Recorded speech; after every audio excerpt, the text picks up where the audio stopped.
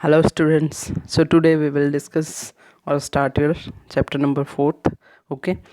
तो क्या है आपका चैप्टर नंबर 4th मटेरियल्स कौन से मेटल्स एंड नॉन मेटल.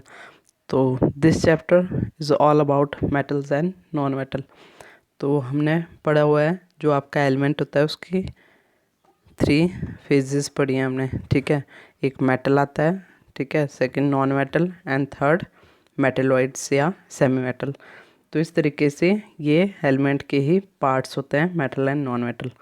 तो सबसे पहले हम देखेंगे मेटल की प्रॉपर्टीज़ क्या होती हैं. ठीक है. तो मेटल जो होता है उसका शाइनिंग सरफेस होता है. ठीक है. लाइक आपने देखा होगा आपके पास गोल्ड होता है, चांदी होता है, सोना होता है, तो सारे शाइन करते हैं. ठीक है. तो उस चीज़ को हम लस्टर बोलते हैं. तो they are all lustres generally. ठीक है. Mostly they are lustres. उसके बाद नेक्स्ट आती है दे आर हार्ड. तो मेटल जनरली हार्ड होते हैं, उनको ब्रेक करना ईजी नहीं होता है. नेक्स्ट आता है फिर आपका मेलिएबल. मेलिएबल का मीनिंग क्या होता है ये पहले बताया था आपको शायद. तो मेटल की ऐसी प्रॉपर्टी जिससे हम उसको किसी हैवी चीज़ से, ठीक है, मशीन से या हैवी चीज़ से पीट के उसकी शीटें बना सकते हैं. ठीक है. तो फोर्स अप्लाई करके हम जब मेटल को शीट्स में चेंज कर सकते हैं, that property is called malleable. तो जो मेटल होते हैं generally they all are malleable. Next property metals are ductile. तो डक्टाइल का मतलब क्या होता है, हम मेटल्स को एक एंड से खींच के उसकी लंबी लंबी वायर्स बना सकते हैं. तो उसकी ये प्रॉपर्टी को बोला जाता है ductile. The metals are ductile. फिर नेक्स्ट प्रॉपर्टी, इसमें एक एग्जांपल आपका गोल्ड का आता है कि गोल्ड जो होता है that is highly ductile metal. ठीक है. नेक्स्ट आती है आपकी मेटल जो होते हैं they are good conductor of heat and electricity.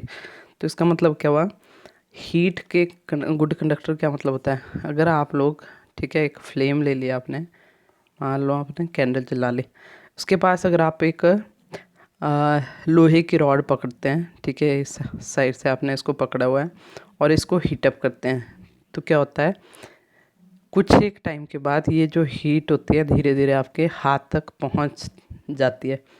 तो कैसे पहुंची हो, क्योंकि ये जो हीट थी ये मेटल के थ्रू कंडक्ट हुई, पास हुई. ठीक है. इसमें जो मॉलिक्यूल्स होते हैं वो एक दूसरे को पास करते जाते हैं और एंड पे पहुंच जाती है. ठीक है. तो इसका मतलब ये हुआ कि जो मेटल होते हैं they are good conductor of heat and electricity. तो इसलिए इलेक्ट्रिसिटी को भी वो कंडक्ट करते हैं. इसका एग्जांपल आपका वायर्स आ जाती हैं. जितनी भी हम लोग वायर्स यूज़ करते हैं वो तारें सारी मेटल की बनी होती है. अब एक एंड पे उसको हम जोड़ते हैं प्लग से. ठीक है. और कितनी भी दूर ले जाओ आप वायर के थ्रू, वो इलेक्ट्रिसिटी उस वायर के थ्रू पास होके आगे चली जाती है. तो they are good conductor of heat and electricity. Then your high melting and boiling points. तो मेटल जो होते हैं इनके बॉइलिंग और मेल्टिंग पॉइंट जनरली हाई होते हैं. ठीक है. एनर्जी लगानी पड़ती है उनको बॉयल करने के लिए. नेक्स्ट मेटल जो होते हैं दे आर सोनोरस. सोनोरस का मतलब साउंड प्रोड्यूस करते हैं, एक तीखा जैसा साउंड. ठीक है. तो उसको बोलते हैं सोनोरस. आपके हाथ से कोई मेटल की चीज़ लाइक स्टील छूट जाए, नीचे गिर जाए या टकरा जाए तो कैसी आवाज़ होती है उसकी.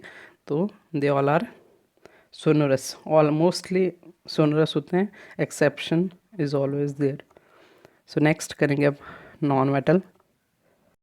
नॉन मेटल जो होते हैं उनकी प्रॉपर्टीज़ ऑलमोस्ट अपोजिट होती हैं जो हमारे मेटल्स के हैं. ठीक है. तो मेटल जो होते हैं जनरली सारे स्टेट्स में पाए जाते हैं, like solid, liquids and gases. ठीक है. तो लाइक इसमें नेक्स्ट आता है नॉन मेटल जनरली नॉन लस्टर्स होते हैं, चमक नहीं होती, बट इसमें एक्सेप्शन आती है आपकी आयोडीन. ठीक है. तो आयोडीन जो होता है ऐसा नॉन मेटल है जिसमें शाइनिंग होती है, बाकी सारे नॉन मेटल में शाइनिंग एब्सेंट होती है. नेक्स्ट, तो ये जो कार्बन होता है ये एलोट्रॉपिक फॉर्म में एग्जिस्ट करता है. तो एलोट्रॉप्स होते हैं एक से ज़्यादा फॉर्म में जब कोई मेटल एग्जिस्ट करता है, मेटल या नॉन मेटल, तो उसको हम बोलते हैं उसके एलोट्रॉप्स. तो कार्बन के एलोट्रॉप्स होते हैं 2, डायमंड एंड ग्रेफाइट. ठीक है. इनमें से जो ग्रेफाइट होता है वो इलेक्ट्रिसिटी को कंडक्ट करता है despite of being a non metal. ठीक है. तो वो नॉन मेटल होने के बावजूद भी ये इलेक्ट्रिसिटी को कंडक्ट करता है. और जो आपका डायमंड है ये हार्डेस्ट सब्सटेंस है. ठीक है, सबसे हार्ड होता है। तो ये दोनों क्या हैं, कार्बन के हेलोट्रॉप। अब हम करेंगे difference between metal and non metal. Okay, so सबसे पहले जो जो हमने पढ़े वही चीज़ें आ जाएंगी आपकी। मेटल जो होते हैं they are generally hard and lustrous, non metal soft होते हैं ज़्यादातर और उनमें लस्टर नहीं होती है। ये मेलिएबल होते हैं, ये नॉन मेलिएबल होते हैं। These are ductile, these are non ductile. Okay, so these are sonorous, these are not sonorous. These are good conductor of heat and electricity, these are poor conductor of heat and electricity. तो बड़ा easy है। इसके अलावा these have high melting and boiling point while the non metal have low melting and boiling points. अब हम करेंगे chemical properties के basis पे डिफरेंस और साथ साथ में केमिकल प्रॉपर्टीज़ को भी अंडरस्टैंड करेंगे। तो मेटल और नॉन मेटल केमिकल रिएक्शन कैसे करते हैं, केमिकली कैसे रिएक्ट करते हैं, उनको बोलते हैं हम उसकी केमिकल प्रॉपर्टीज़। तो सबसे पहले जब भी मेटल इनके ऑक्साइड्स ऑफ मेटल का मतलब क्या हुआ, देखो कोई मेटल है, फॉर एग्जांपल मैं ले लेती हूँ आपका एग्जांपल आ गया आपका, चलो सोडियम मेटल ले लेती हूँ, ठीक है, Na। अगर मैं इसको कंबाइन करवाती हूँ ऑक्सीजन के साथ, ठीक है, ऑक्सीजन से इसका रिएक्शन करवा दिया तो हमारे को फॉर एग्जांपल मिल गया NaO, NaO। तो इस तरीके से ये कंपाउंड बना, तो इसको हम बोलेंगे ऑक्साइड ऑफ मेटल या मेटल ऑक्साइड, सोडियम ऑक्साइड, ठीक है। तो इस तरीके से जब भी मेटल किसी ऑक्सीजन के साथ कंबाइन करते हैं तो इससे जो बनते हैं उनको बोलते हैं oxides of that particular metal. और ये जो होते हैं जनरली बेसिक नेचर के होते हैं, ठीक है, बेसिक नेचर, एसिडिक और बेसिक नेचर आपको पता होगा, ठीक है। नेक्स्ट डिफरेंस आपका नॉन मेटल जो होते हैं they are acidic in nature. तो नॉन मेटल के जो ऑक्साइड्स बनते हैं वो एसिडिक होते हैं नेचर में, जबकि मेटल के बेसिक होते हैं नेचर में। सेकेंड डिफरेंस है जो मेटल होते हैं they displace hydrogen from dilute acids. तो फॉर एग्जांपल HCl लिख देती हूँ मैं। तो इसमें अगर हम कोई मेटल लेते हैं तो वो मेटल क्या करेगा, इस हाइड्रोजन को डिस्प्लेस कर देगा और खुद इसकी जगह ले लेता है। तो इसको बोलते हैं हम कि डिस्प्लेस कर दिया हाइड्रोजन को डाइल्यूट एसिड से। तो मेटल ये काम कर देते हैं, बट जो नॉन मेटल होते हैं वो ऐसा नहीं कर सकते हैं, ठीक है।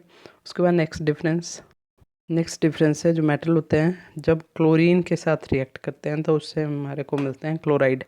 मतलब मेटल या नॉन मेटल जब भी क्लोरीन के साथ रिएक्ट करते हैं तो उससे जो बनते हैं उसको बोलते हैं क्लोराइड्स। तो मेटल के जो क्लोराइड्स होते हैं वो इलेक्ट्रोवलेंट या आयनिक कंपाउंड बनाते हैं, ठीक है, लाइक NaCl हो गया, ठीक है। तो क्लोरीन के साथ सोडियम जो मेटल होता है कंबाइन करके बनाता है NaCl।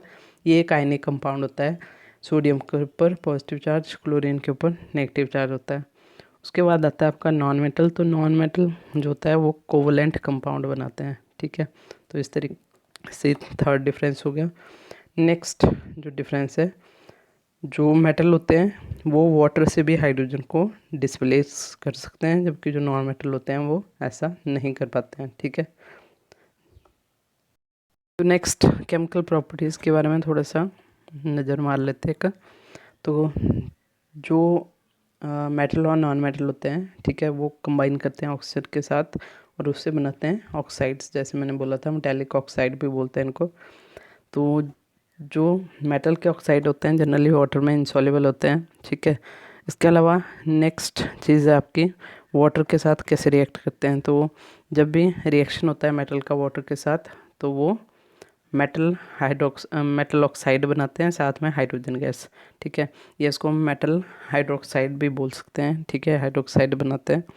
इसके अलावा नेक्स्ट प्रॉपर्टी आती है आपकी, डिफरेंस है इसमें छोटा सा दिया हुआ है।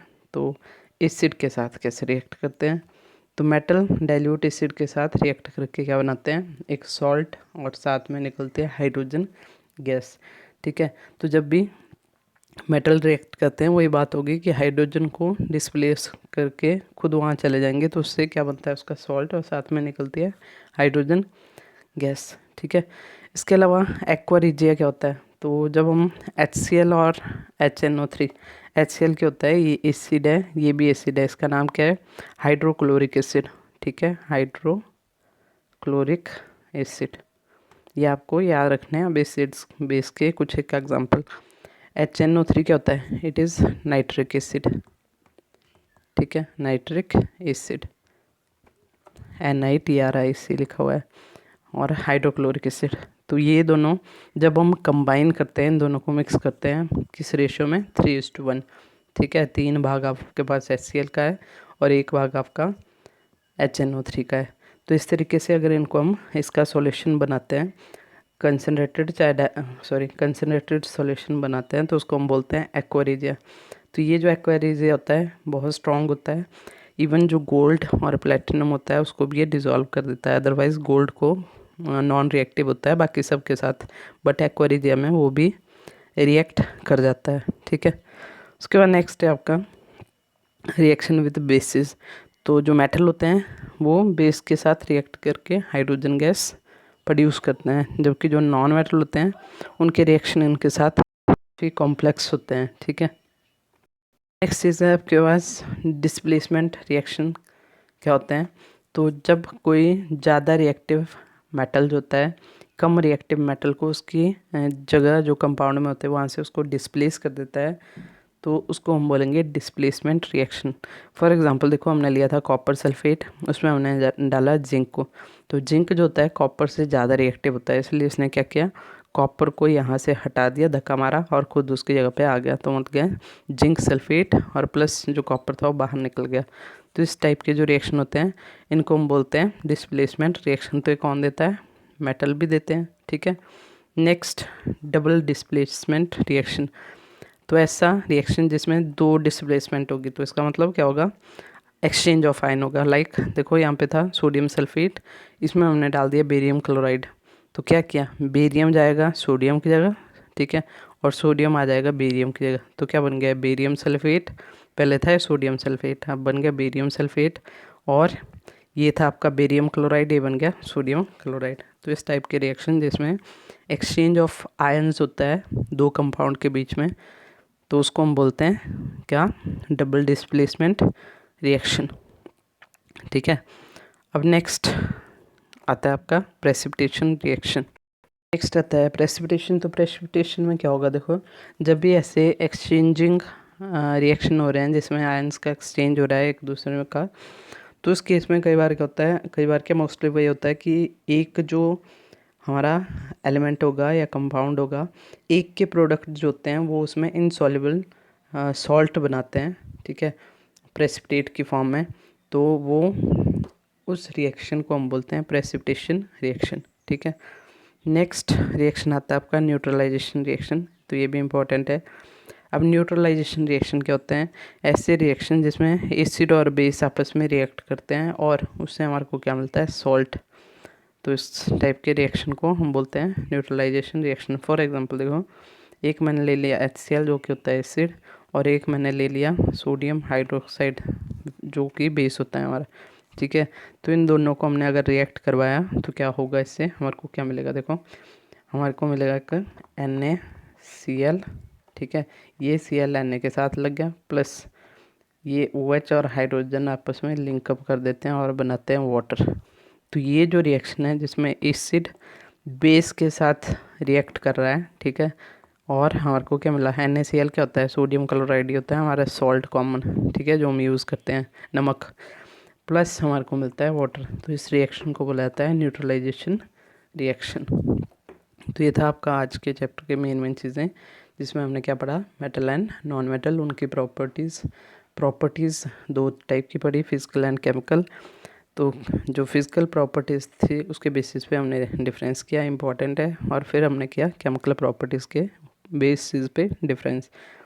तो आपने यहाँ से लिखना क्या है, डिफरेंस लिख लेना है जो दोनों मैंने बताया आपको, और इसके क्वेश्चंस आपको मैं नेक्स्ट वीडियो में भेजूँगी। ठीक है, so thank you, keep studying.